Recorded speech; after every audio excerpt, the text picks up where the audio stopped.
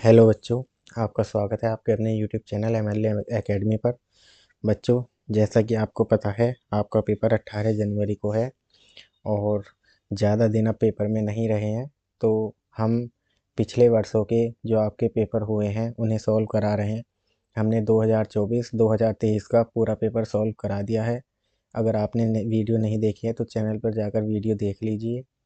और हमने 2022 का पिछली वीडियो में रीजनिंग का जो खंड एक है उसके 40 सवाल हल करा दिए थे। आज हम 2022 के पेपर में पूछे गए गणित के जो सवाल हैं, 20 क्वेश्चन जो गणित के आए हैं उन्हें हल करेंगे। तो चलिए शुरू करते हैं। सवाल नंबर 41। एक हॉल की लंबाई तथा चौड़ाई में 23 मीटर का अंतर है और लंबाई चौड़ाई से बड़ी है। यदि हॉल के फर्श का परिमाप 206 मीटर है तो इसके फर्श का क्षेत्रफल वर्ग मीटर में बताइए। तो देखिए, जो हमारा होल होता है उसका फर्श होता है आयताकार।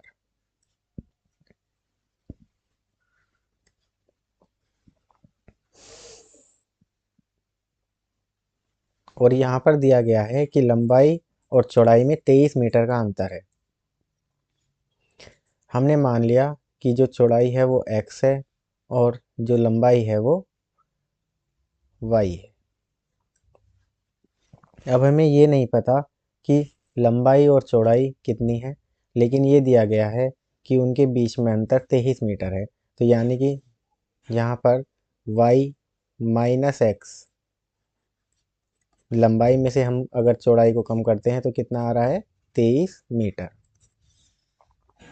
आगे दिया है कि फर्श का जो परिमाप है वो 206 है और आयत का परिमाप कितना होता है, 2 गुणा लंबाई प्लस चौड़ाई। तो इसकी वैल्यू कितनी दी गई है, 206 मीटर। तो यहाँ से 2 से हम इसको काटेंगे तो आ जाएगा 2 एकम 2, 0 और 2 तिया 6।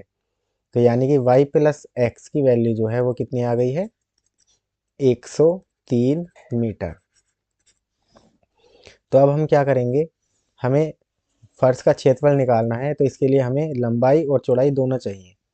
तो यहाँ पर देखिए, y जो है, y माइनस एक्स है 23 मीटर और y प्लस एक्स है 103। हम इन दोनों को जोड़ देते हैं तो माइनस एक्स से प्लस एक्स कैंसिल हो जाएगा और y मिलकर कितने हो जाएंगे, 2y बराबर। अब इसको इसमें जोड़ देते हैं, 3 और 3 6, 2 में 0 जुड़ेगा तो 2 और 1 का 1। तो यहाँ से y की वैल्यू आ जाएगी, इस 2 से इसे काटेंगे, 2 छंग 12, 2 तिया 6, यानी कि y आ गया 63 मीटर। तो अब हम x निकालेंगे, x हमारा आ जाएगा यहाँ से, y की जगह आएगा 63 माइनस x ऐसे ही रहेगा बराबर 23 मीटर। अब यहाँ से x आ जाएगा, x बराबर, x इधर जाएगा 23 इधर आएगा तो 63 माइनस 23, यानी कि ये कितना आ गया, 40 मीटर। अब हमें निकालना है इसका क्षेत्रफल। आयत का क्षेत्रफल कितना होता है, लंबाई गुणा चौड़ाई। तो y कितना है, 63 गुणा x कितना है, 40 बराबर, 0 का 0 रहेगा और 4 से इसमें गुणा हो जाएगी, 4 से 12 का 2 हासिल 1, 4 छंग 24 और 1 25। तो यानी कि 2520 मीटर स्क्वायर हमारा आंसर आ गया, ऑप्शन डी। तो चलिए अगला देखते हैं, सवाल नंबर 42। दिया गया है कि 12 सही 1/16 का दशमलव समतुल्य बताइए, यानी कि इसे हमें दशमलव में बदलना है। तो 12 को हम ऐसे ही लिखा रहने देंगे, बाद में जो ये लिखा हुआ है 1/16 इसको हम दशमलव में चेंज करेंगे। तो हम 16 से 1 को भाग देते हैं। देखिए, 1 छोटा है तो दशमलव लगाएंगे, 0 लगाएंगे। लेकिन अब भी जो है 16 बड़ा है, 10 छोटा है, तो 1 0 लगाकर हम यहाँ पे 0 बढ़ा देते हैं। अब देखिए 100 हो गया, तो 16 का पहाड़ा पढ़ते हैं, 16 छंग 96, घटाएंगे कितना बचा, 4, दशमलव है तो आगे 0, अब 40 और यहाँ 16, 16 दूनी 32, कितना बचा, 8, 0 बढ़ाएंगे, 16 पंजे 80। तो यानी कि ये कितना आ गया, जब हमने 16 से 1 को भाग दिया तो ये आया है। तो क्या है 12 के बाद में, देखिए दशमलव, फिर क्या है, 0 6 2 5। तो हमारा आंसर ये आया है, किस ऑप्शन में है, ये रहा ऑप्शन नंबर सी। तो चलिए 43 सवाल देखते हैं। बोला गया है 8% वार्षिक दर से साधारण ब्याज पर कितने वर्षों में 1500 रुपये 1800 रुपये हो जाएंगे। तो देखिए, साधारण ब्याज का प्रश्न है तो हमें पता है कि साधारण ब्याज जो है वो किसके बराबर होता है, साधारण ब्याज का सूत्र होता है निकालने का मूलधन गुणा दर गुणा समय और इसके बटे में 100।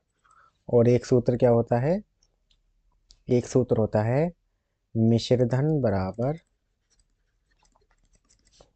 मूलधन प्लस साधारण ब्याज।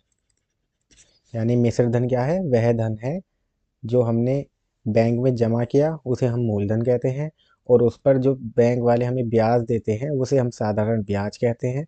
और मूलधन और ब्याज इन दोनों को मिलाकर जो हमारा पैसा कुल हो जाता है उसे हम मिश्रधन कहते हैं। तो चलिए अब सवाल देखते हैं कि क्या कहा जा रहा है। सवाल बोल रहा है कि 8% वार्षिक दर से, जो ये दर है, ये दर हमें कितनी दी गई है, 8%, साधारण ब्याज पर कितने वर्षों में, यानी कि वर्ष यानी कि समय हमें जो है वो निकालना है। 1500 रुपये 1800 रुपये हो जाएंगे। जो हमारा मूलधन है वो कितना है, मूलधन है हमारा 1500 रुपये। हम जो बैंक में जमा कर रहे हैं वो है 1500 रुपये, और ये बन कितने रहे हैं, 1800, यानी कि ये क्या है, हमारा मिश्र धन है। 1500 के कितने हो गए हमारे बैंक में जाने के बाद, 1800। तो यहाँ से पहले हमें क्या निकालना पड़ेगा, देखिए हमें समय निकालना है, और समय का सूत्र है ये कि ब्याज बराबर मूलधन गुणा दर गुणा समय बटे 100। मूलधन हमारे पास है 1500, दर हमारे पास है 8%, समय हमें निकालना है, हमारे पास क्या नहीं है, ब्याज नहीं है। तो ब्याज हम कहाँ से निकालेंगे, यहाँ से। ब्याज कितना हो जाएगा, मिश्रित धन में से मूलधन को हम घटा देंगे तो ब्याज आ जाएगा। तो यहाँ से हम ब्याज निकाल लेते हैं। ब्याज बराबर मिश्रित धन कितना है, 1800, माइनस मूलधन कितना है, 1500। तो ब्याज कितना मिला हमें यहाँ पर, 300 रुपये। अब हम समय निकाल लेंगे यहाँ से। देखिए इस सूत्र में लगाते हैं हम। तो ब्याज की जगह कितना है, 300 बराबर मूलधन कितना है, 1500, गुणा दर कितनी है, 8, समय हमें निकालना है, और बटे में आ जाएगा 100। अब देखिए 300 से ये 1500 जाएगा कितनी बार, 5 बार, और 5 से ये 100 कितने बार जाएगा, 5 दूनी 10, और फिर एक जीरो का जीरो। तो यहाँ से हमारे पास समय आ गया, समय बराबर 20 ऊपर जाएगा इधर, और बटे में कौन आएगा, 8। अब इसे हम 4 से काटेंगे, 4 दूनी 8 और 4 पंजे 20, तो कितना आ गया ये, 5/2।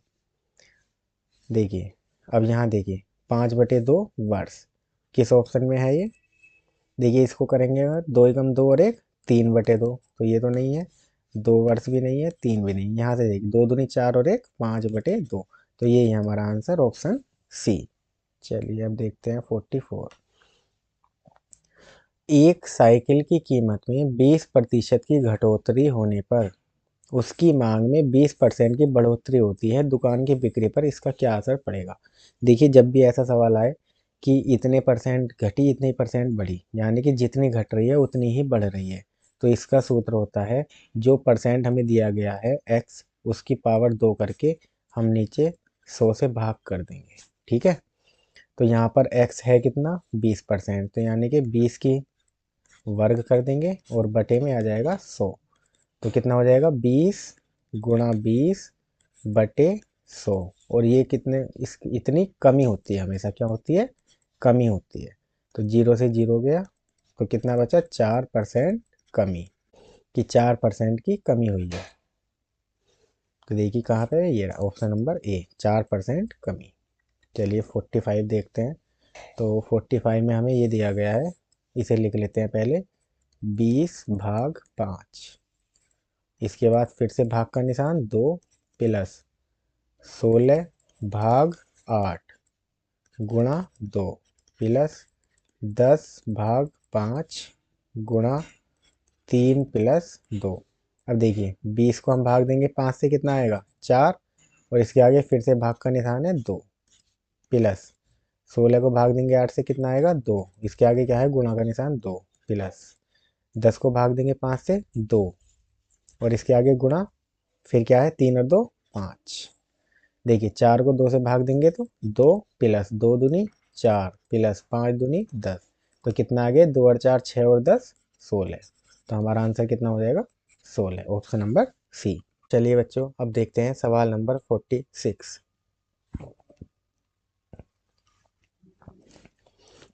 देखिए ये भी साधारण ब्याज का प्रश्न है। बोला गया है कि 600 रुपये की एक राशि साधारण ब्याज पर 4 वर्ष में 720 रुपये हो जाती है।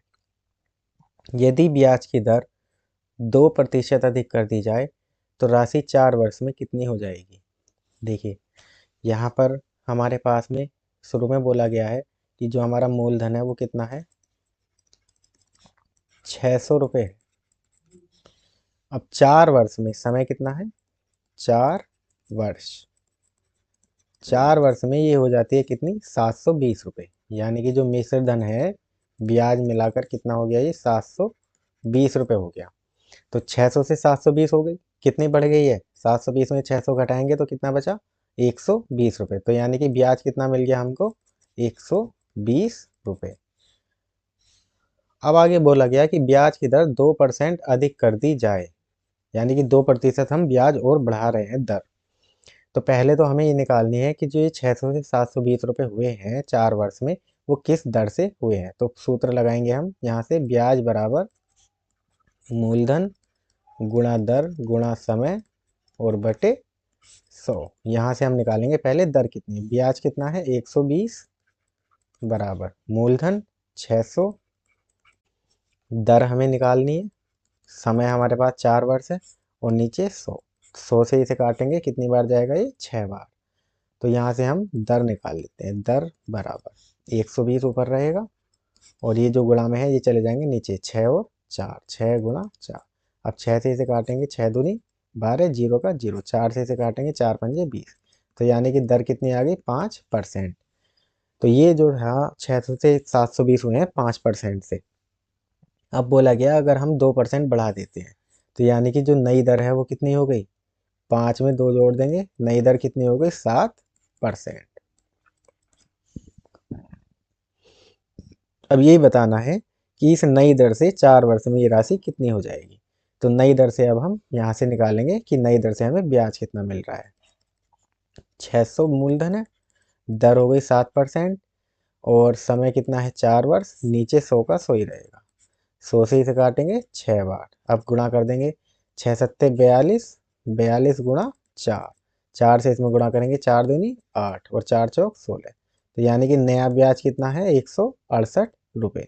तो हमारा जो मिश्र धन है वो कितना हो जाएगा, पैसा कितना हो जाएगा, 600 पे अब कितना ब्याज मिला है, 168 रुपये। तो कितना हो जाएगा, 600 और 168, 768 रुपये। कौन सा है, ऑप्शन नंबर बी।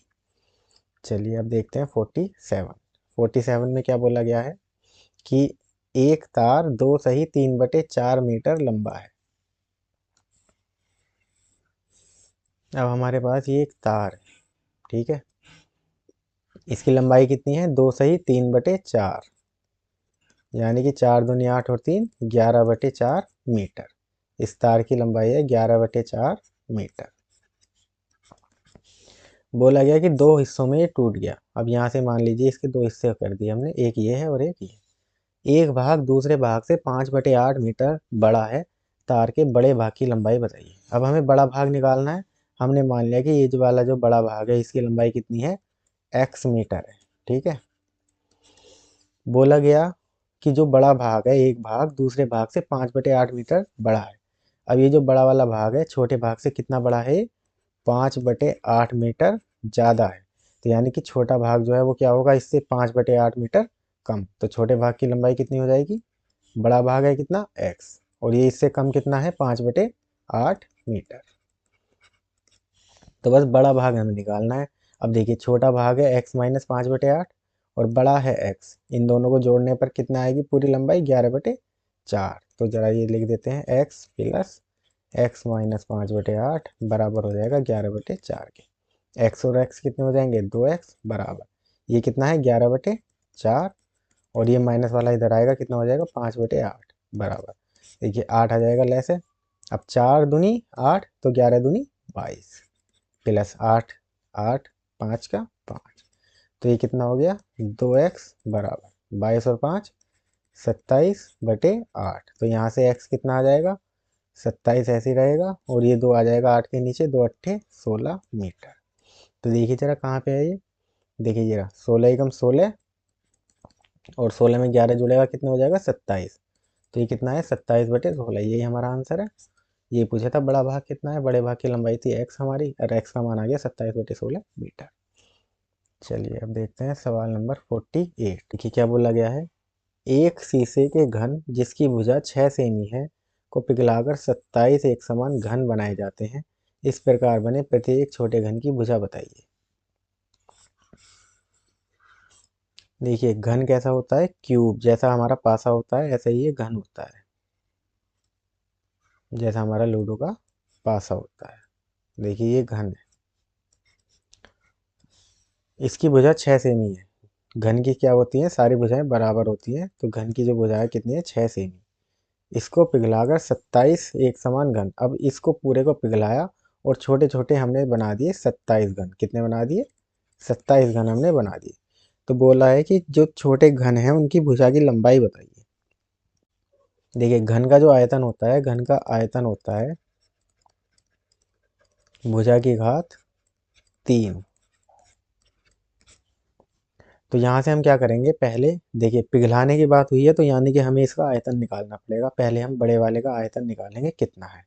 अब जो बड़े वाले का आयतन है वही इन छोटे वाले सारे घनों के आयतन के बराबर होगा। अब जितने वे आयतन, जितने घन हमने बनाए हैं उससे हम भाग कर देंगे तो हमारे पास में आ जाएंगे छोटे घन कितने हैं, छोटे घन की भुजा कितनी है। तो पहले हम बड़े वाले जो घन है उसका आयतन निकालते हैं कितना है।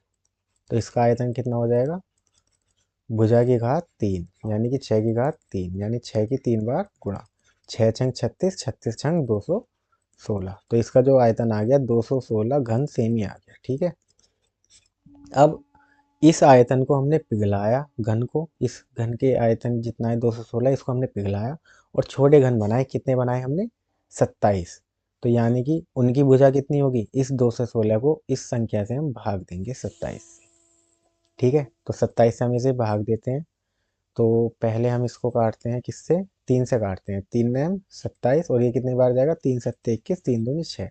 तो नीचे 9 है ऊपर 72 है, तो कितनी बार चला गया, 8 बार। तो यानी कि कितना हो गया ये 8 सेमी क्यूब। तो यानी कि जो छोटे घन है उसका आयतन कितना है, छोटे वाले घन का आयतन कितना है 8 घन सेमी है। तो इसकी भुजा कितनी आ जाएगी, इसका क्या ले लेंगे हम, घनमूल ले लेंगे। और 8 का घनमूल कितना हो जाएगा 2। तो यानी कि छोटे वाले घन की भुजा कितनी आ जाएगी 2 सेमी। चलिए 49, 2100 का अभाज्य गुणनखंड।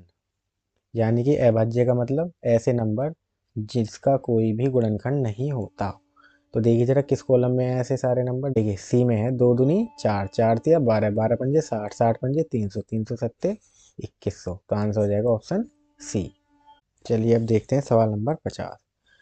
बोला गया है कि एक कमरे की लंबाई 15 मीटर है, इसके संपूर्ण फर्श पर 15 सेमी गुणा 12 सेमी विमाओं की 7500 टाइल लगती है, कमरे की चौड़ाई बताइए।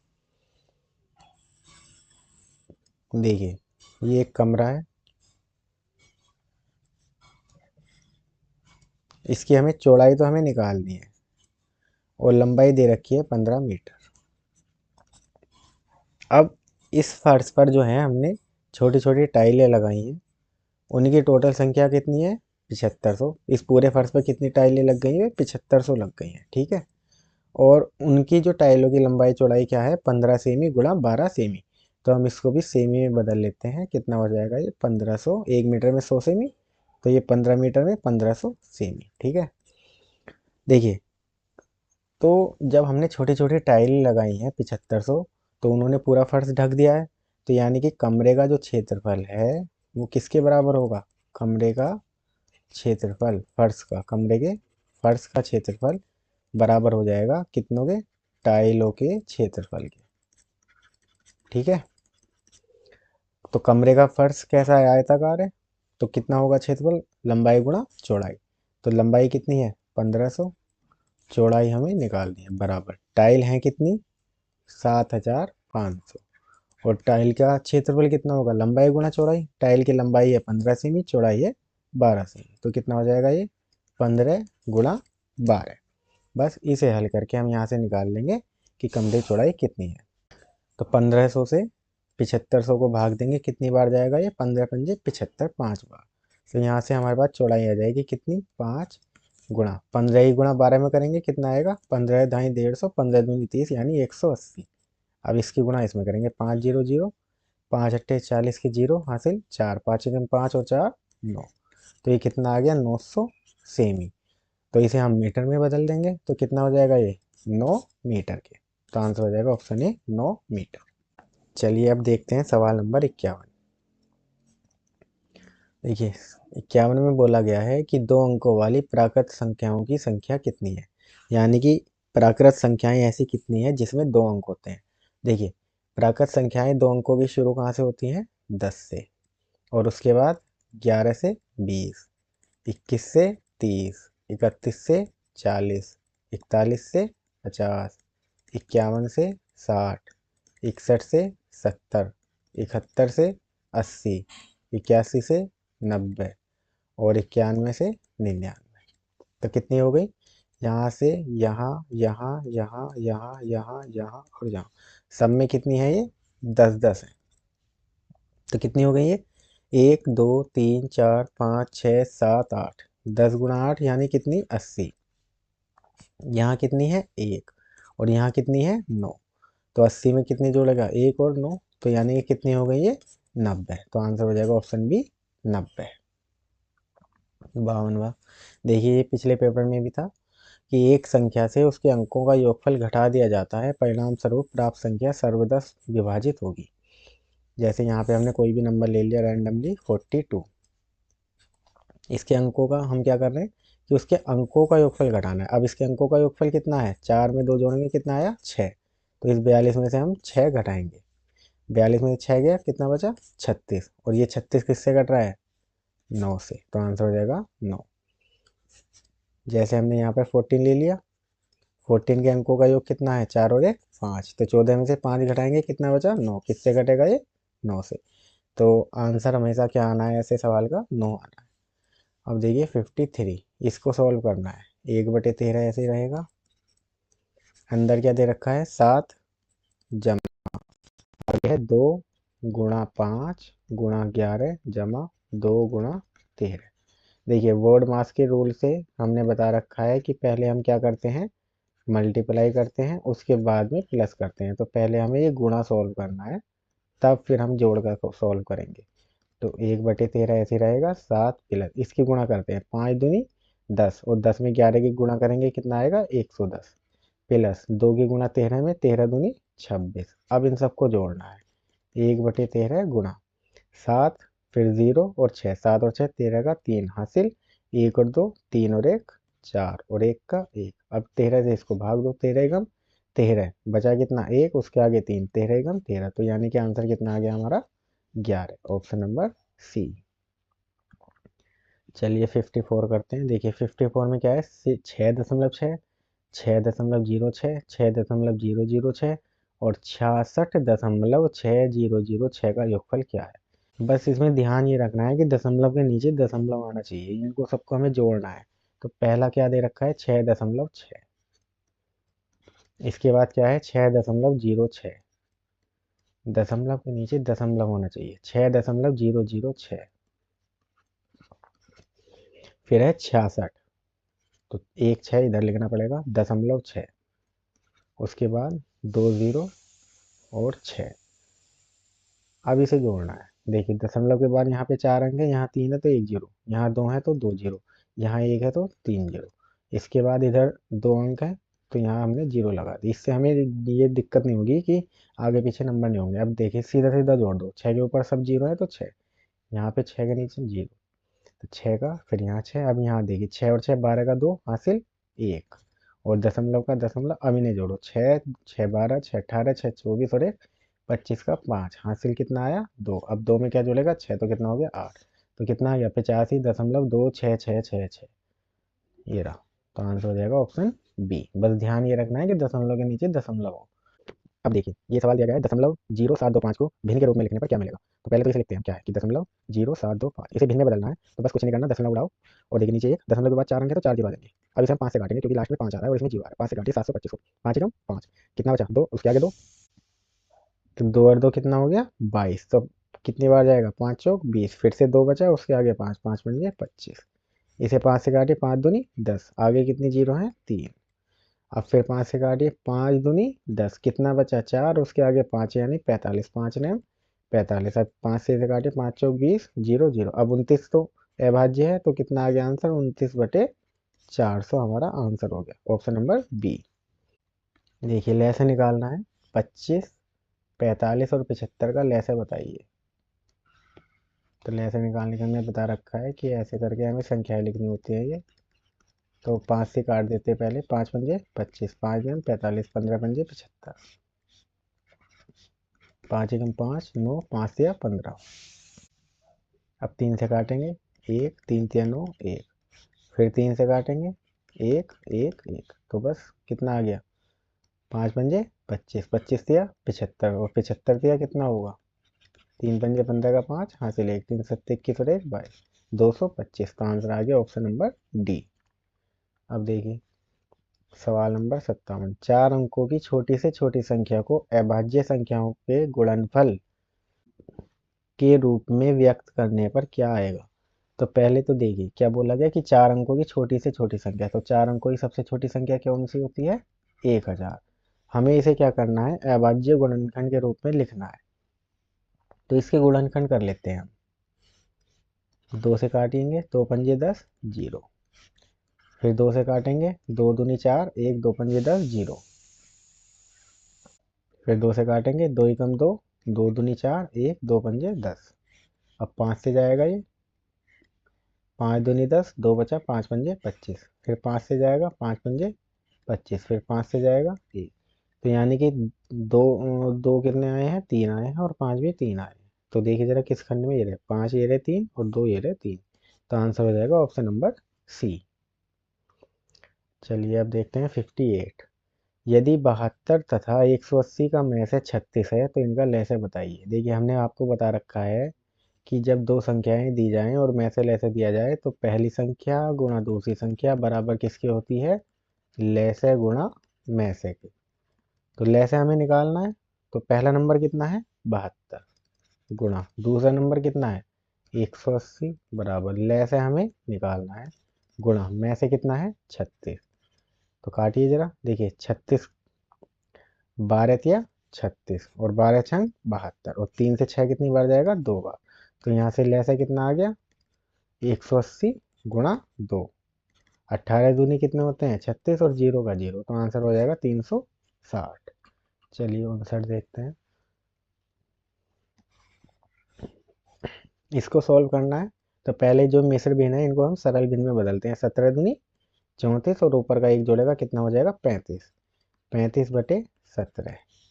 फिर भाग का निशान है, 7/10, और गुणा 33 की गुणा एक में होगी तो 33, और ऊपर का एक जुड़ जाएगा कितने हो जाएंगे 34/33। अब देखिए यहाँ पर पहली भिन्न है और ये दूसरी भिन्न है, इनके बीच में भाग का निशान है, तो हम क्या करेंगे इस भाग के निशान को गुणा में बदलेंगे, और ये जो भिन्न है 7/10 इसको पलट देंगे, कितना हो जाएगा 10/7 हो जाएगा ये। तो 35/17 गुणा, भाग की जगह गुणा और भाग की भिन्न पलट जाएगी, 10/7 गुणा 34/33 ऐसे ही रहेगा। देखिए 17 से 34 जाएगा 2 बार, और 7 से 35 जाएगा 5 बार। तो कितना आ गया ये 10 पंजे 50, 50 दूनी 100, और नीचे कितना 33। अब इसको हम मिश्र भिन्न में बदलना पड़ेगा, 33 तिया 99 बचा 1, तो कितना आ जाएगा ये 33 गुणा 3 99 और प्लस 1, यानी कि 3 सही 1/33 हमारा आंसर हो जाएगा। चलिए सवाल नंबर 60, बोला गया है कि एक रेलगाड़ी एक स्टेशन से 72 किमी प्रति घंटे की गति से 2:15 पर चलती है, 90 किलोमीटर दूर एक स्टेशन पर कितने बजे पहुंचेगी। देखिए 2:15 पे ये चली है, चलो ये तो हमें बात समझ में आ गई। आगे देखिए चाल क्या है इसकी 72 किमी प्रति घंटा, जो ट्रेन की चाल है वो है 72 किलोमीटर प्रति घंटा। डिस्टेंस कितनी चलनी है इसको 90 किलोमीटर, दूरी कितनी तय करनी है 90 किलोमीटर इसे दूरी तय करनी है। देखिए समय निकालेंगे कि इसको इतनी दूरी तय करने में समय कितना लग रहा है। सूत्र क्या होता है चाल का, चाल बराबर होता है दूरी बटे समय। तो यहाँ से हम समय निकालेंगे, समय बराबर कितना हो जाएगा दूरी और बटे में 4, समय इधर गया, चाल इधर। तो जरा करते हैं, दूरी कितनी है 90 किलोमीटर, और चाल कितनी है इसकी 72 किमी प्रति घंटा। 18 से काटते हैं, या चलिए 9 से काटते हैं, 9 अट्ठे 72, 9 ढाई 90। अब इसको 2 से काटते हैं, 2 चौके 8 और 2 पंजे 10, 5/4 घंटा, इतना इसे घंटा लग रहा है। अब इसे हम मिनट में बदल देते हैं, 1 घंटे में 60 मिनट होते हैं, तो 5/4 घंटे में कितने होंगे, 60 से गुणा, 4 से इसे काटेंगे 15 बार, तो 15 पंजे 75 मिनट। और 75 मिनट का मतलब क्या हुआ, 60 मिनट प्लस 15 मिनट, यानी कि 1 घंटा और 15 मिनट, इतना समय इसको लग रहा है। अब देखिए 2:15 थे, 2 कितने हैं 15 मिनट। अब इसमें हमें क्या जोड़ना है, पहले 1 घंटा जोड़ना है और 15 मिनट जोड़ने हैं। तो देखिए पहले हम 1 घंटा जोड़ते हैं, 2 के बाद क्या बचता है 3, तो 1 घंटा जोड़ने पर इसमें क्या बच गया 3:15, ये तो जुड़ गया। अब इसमें और क्या जोड़ना है हमें, 15 मिनट और जोड़ने हैं, तो 15 मिनट और जोड़ देंगे इसमें, तो कितना हो जाएगा ये 3:30। तो आंसर हो जाएगा ऑप्शन नंबर बी। तो ये हमारा था 60 क्वेश्चन। तो बच्चों ये हमने आज 2022 के पेपर में पूछे गए गणित के 20 सवाल हल किए हैं। सभी बच्चे इनकी अच्छे से तैयारी कीजिए, और अब आपके पेपर में अधिक समय बचा नहीं है। अगर आपको वीडियो अच्छी लगी है तो वीडियो को लाइक कीजिए और चैनल को सब्सक्राइब कीजिए, और अपने फ्रेंड्स के साथ इसे शेयर कीजिए, जिससे अधिक से अधिक बच्चे इसका लाभ ले सकें। धन्यवाद।